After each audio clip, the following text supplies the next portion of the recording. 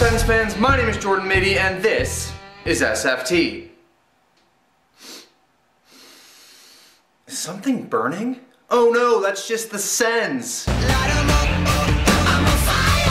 Took them a little bit to get going in this one, but once they did, they beat the Sharks 4-2 and complete the sweep of 3 very good hockey teams. You know, it's funny, you might hear the Sens being called bandwagon fans during this stretch, but I disagree with that identity. I just think it's them wanting what's best for the team in a particular situation. When they're super behind in the playoff race, hey, let's tank, let's get a good draft pick and build for the future. And when they're winning like this, hey, let's win. The playoffs never hurt anyone. The unfortunate thing is that whole broken leg, jealous teammate concept thing. You know what, I'm just gonna play that video right now and pause this one so you can get a better understanding.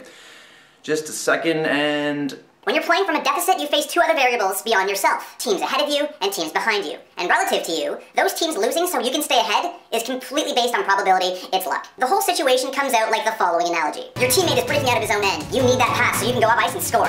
But there's 2 roadblocks. First, one of your legs is broken, so you're already having an issue skating. And your teammate is jealous because you have more points. Somehow with a broken leg, and he has every reason to go up ice and score himself.